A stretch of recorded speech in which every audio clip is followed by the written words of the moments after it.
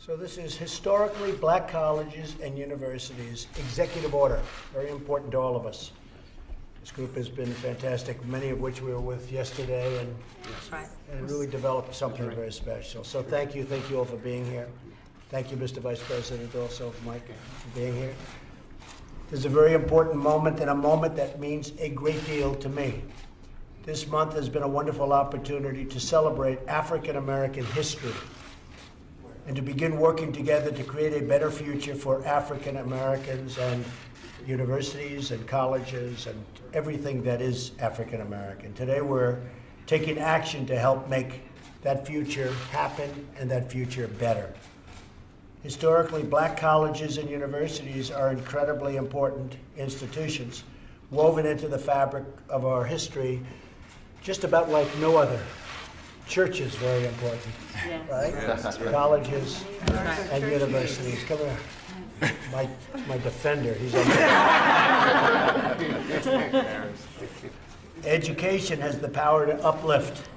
It has the power to transform, and perhaps most important, education has the power to create greater equality and justice in our lives.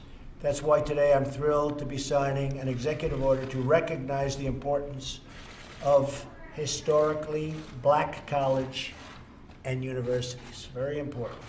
They have played such an important role in achieving progress for African Americans and in our nation's march for justice.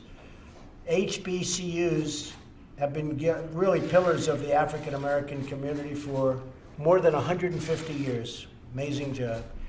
And a grand and enduring symbol of America at its absolute best, and I congratulate you all to say that. Thank you. With this executive order, we will make HBCUs a priority in the White House, an absolute priority. All right. Yes. A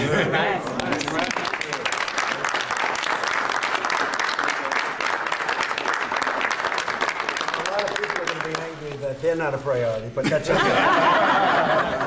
And we will pledge our support to you, your mission, and our shared mission of bringing education and opportunity to all of our people.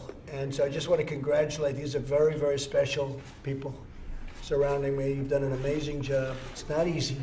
Nothing's easy.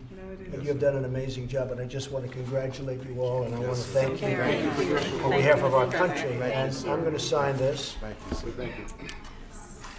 This is really fantastic.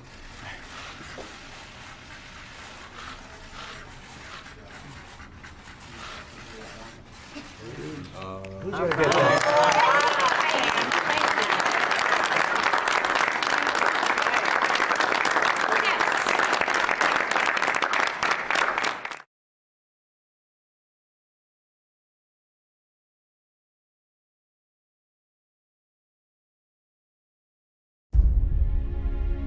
Each American generation passes the torch of truth, liberty, and justice in an unbroken chain all the way down to the present. That torch is now in our hands, and we will use it to light up the world.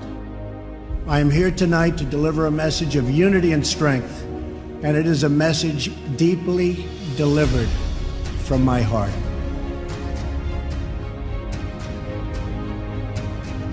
A new chapter of American greatness is now beginning.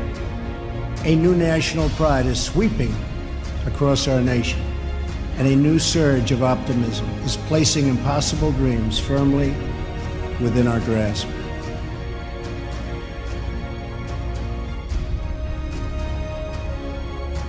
What we are witnessing today is the renewal of the American spirit. Our allies will find that America is once again ready to lead. I am asking all citizens to embrace this renewal of the American spirit. I am asking all members of Congress to join me in dreaming big and bold and daring things for our country. I am asking everyone watching tonight to seize this moment, believe in yourselves, believe in your future, and believe once more in America. Thank you, God bless you, and God bless the United States.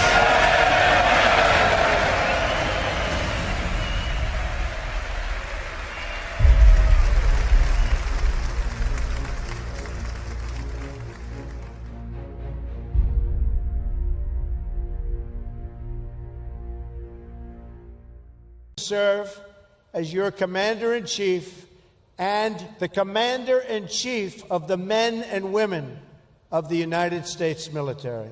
Great people. Great, great people.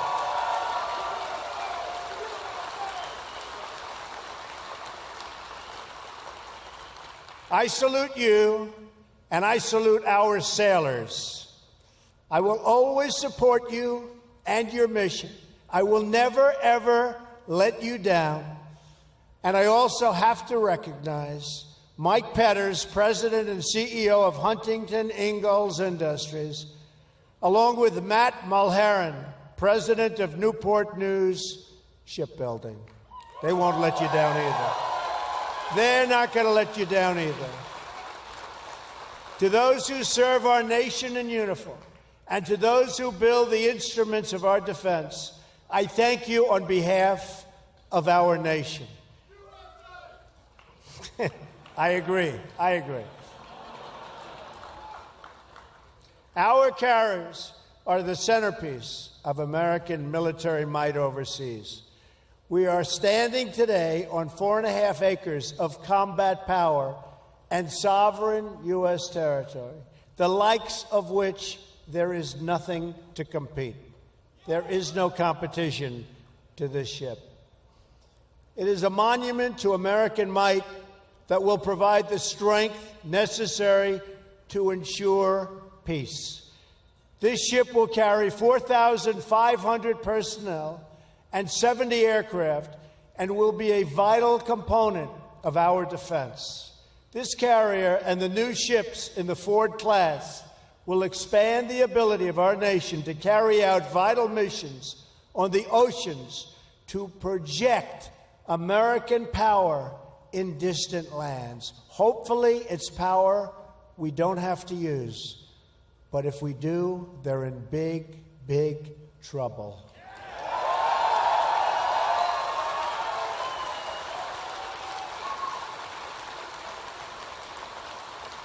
This great aircraft carrier provides essential capabilities to keep us safe from terrorism and take the fight to the enemy for many years in the future. The great Admiral Nimitz, who commanded the U.S. Pacific Fleet through the Second World War, once said, "It is the function of the Navy to carry the war to the enemy so that it will not be fought on U.S. soil." True. And it was under Admiral Nimitz's command 75 years ago this June that the Navy did just that. At the Battle of Midway, you've all known about the Battle of Midway, where the sailors of the U.S. Navy fought with a bravery that will be remembered throughout the ages. Storied bravery throughout the ages. The backbone of the American fleet at Midway was 3 beautiful aircraft carriers, the Yorktown, the Enterprise, and the Hornet. All 3 were built with American hands right here at the Newport News shipyard.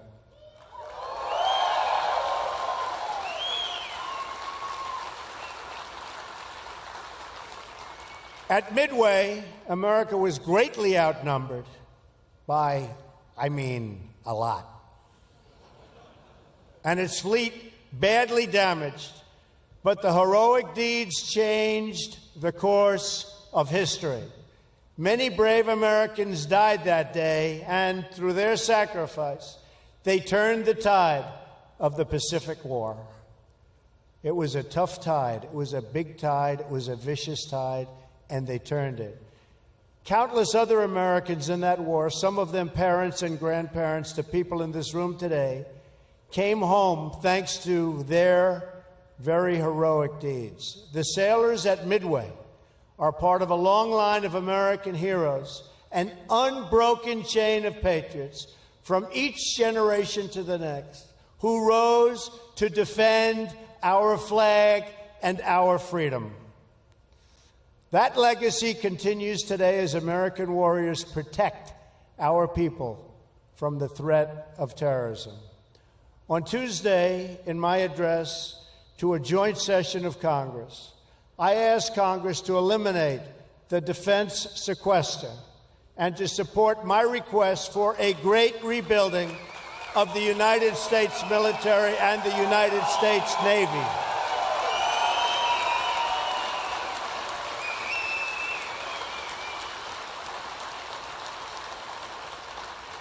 After years of endless budget cuts that have impaired our defenses, I am calling for one of the largest defense spending increases in history.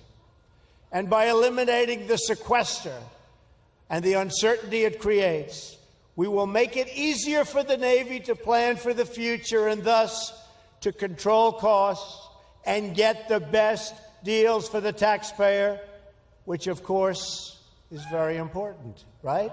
Got to get a good deal. We don't make a good deal, we're not doing our job. The same boat for less money, the same ship for less money, the same airplanes for less money. That's what we're doing. That's what we're doing. It means we're going to get more of them, and we can use them. Our military requires sustained, stable funding to meet the growing needs placed in our defense. Right now, our aging frontline strike and strike fighters, the whole aircraft, many, many aircraft, are often more likely to be down for maintenance than they are to be up in the sky. Our Navy is now the smallest